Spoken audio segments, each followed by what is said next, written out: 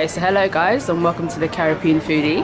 Today we are with the man himself, Levi Roots, down at the Caribbean Smokehouse. Hello, so how are you doing today? I'm good, thank you, not bad at all. So it's been 11 years since you appeared on Dragon's Den doing your famous Reggae Reggae sauce presentation. Yeah. Has it all even though it was a long time ago, has it all synced in, or are you still kind of like, wow, this is surreal? I think it sank in from the very first day, from the very first moment it was on here. And the reason why it is because it was such a big thing for Afro-Caribbean people, which is where my world was at the time. I wasn't truly kind of international or mainstream as I am now. But back then I was pretty much Caribbeanized. So the effect that showing somebody being successful on TV for not being a footballer or or being somebody's sports or running fast, or for being business, it was a big thing for Caribbean people. So it actually, I knew I was in reality by the very first day it was shown, because it was such a big thing for Caribbean people. Yeah. So I know you also used to sell your sauces at like carnival and stuff. So how important is events like that towards you and where you are today? Well, I suppose it was the heartbeat of what the brand is about, or or what I was about at the time, because it was my moment to connect with who I wanted to sell my product to, which was more mainstream people. Yeah.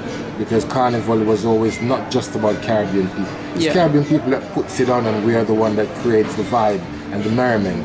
But the actually millions of people that come year in, year out is just simply mainstream people who want to get a little bit of the Caribbean once a year. Yeah. And that included the food, and for me it was an opportunity that I thought that I wanted to bring my grandmother's taste and flavor that I remembered how she used to cook for me. It was my time had come to maybe, and my audience was now there for me to put that across. Yeah.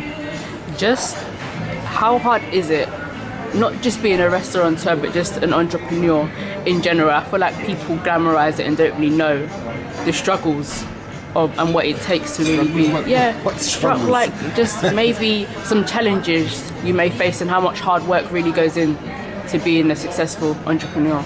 I think it's about the territory that you're in. You have to accept where you are at. Yeah. It is Shakespeare that says that you have to suffer the slings and arrows of outrageous fortune. Yeah. And I don't know if Shakespeare knew that he was giving a bit of an entrepreneurial chat then. Outrageous fortune, meaning that if the public is managed to give you this outrageous fortune to take you from nowhere to where you are now, being fabulous and all that, then the price that Shakespeare is saying that you have to pay for the attention that you get for that. Yeah. And I knew of this Shakespeare thing before I went into it, because I was into music for a very long time before Dragon's Den, so I knew what to expect.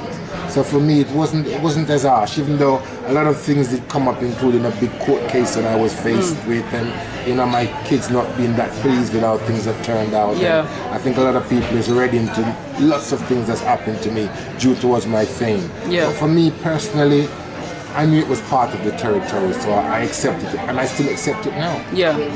What would be your advice to anyone looking to go into business, regardless of like young people or older people? What would be something you would want to say to them? Get the legal bit sorted out. Because part of the stresses of what I was just mentioning about outrageous fortune is to be able to control that. Yeah. And because I was a freshman at the time, even though I knew it was coming, I didn't really know how to control it properly. Yeah. So in my advice to anybody coming in right now is make sure you get yourself a good lawyer and a good accountant. I think these two is perhaps the most valuable thing that you can have. Yeah. You can arm yourself along with your business plan, because you've got to have a direction where you want to go, because without that, not even with the greatest lawyer or accountant, they won't be able to get you out of trouble if you've got a good plan. So with those three together, I think it's perhaps the greatest tool you can arm yourself with for the business realm. So Caribbean community, whether it be Jamaicans and Bajans, we've been in the UK since around like the 60s, 50s, 70s. Why do you think that, or do you think that our cuisine is respected as other minorities' cuisines as well? And if not, why do you think? That's a very difficult one. I mean, you say respect, but I do think the food Or known, sorry, or mainstream. I think known is perhaps is a better word, because I think a lot of people have visited the Caribbean. I think it's one of the most favorite places for people to holiday from all over the world. So I think a lot of people have tried Caribbean food or have tried the essence of what it is, what it is about.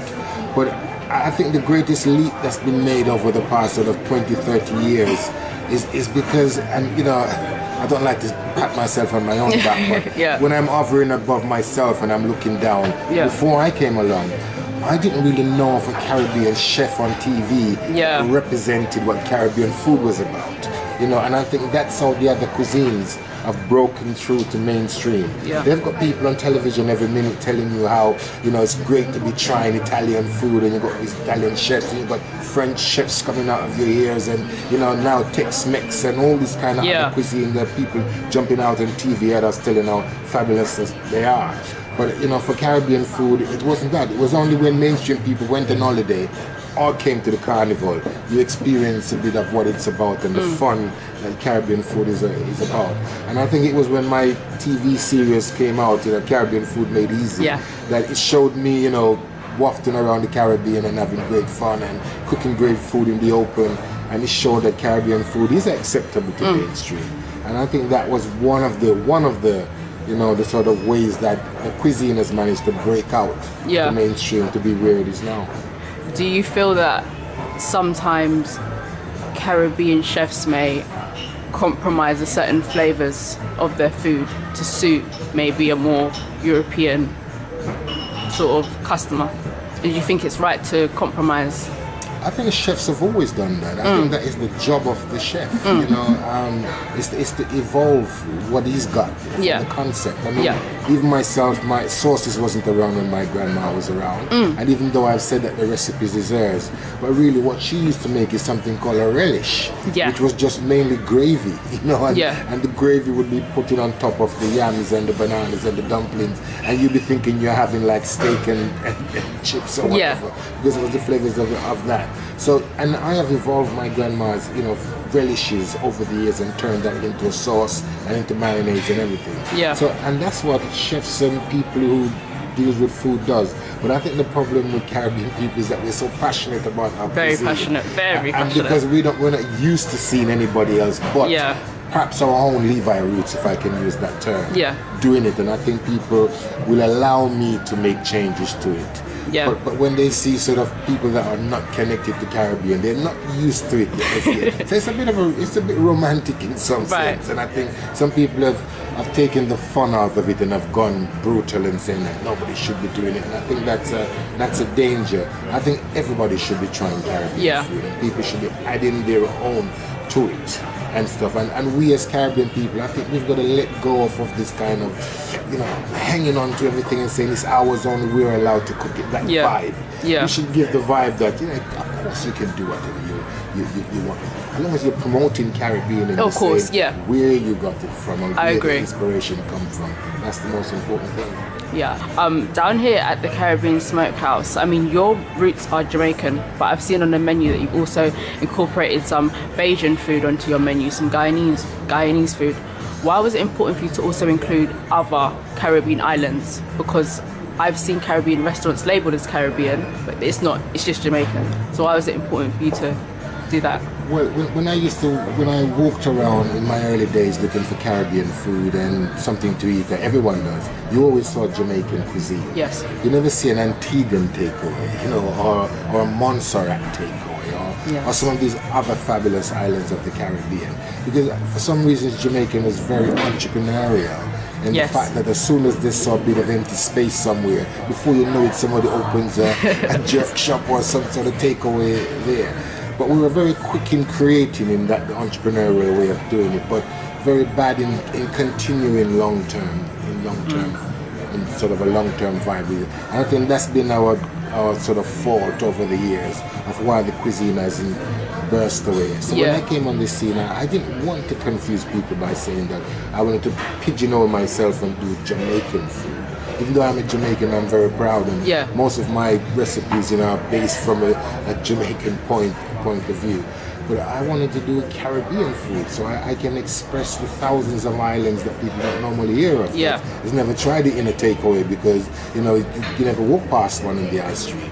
And anyway, for a business person, I think I'd be a fool if I just went along and did one island from this plethora of flavors. Yeah. You know, in the Caribbean, you've got French, you got Dutch, you know, you Spanish. got Spanish, you got a whole lot of, you got African, a whole lot of different things going on in the Caribbean, which I think is perhaps the most diverse, the most wonderfully diverse food in the world. Yeah. What are your favorite Caribbean, actually, so from any island, things to cook and eat?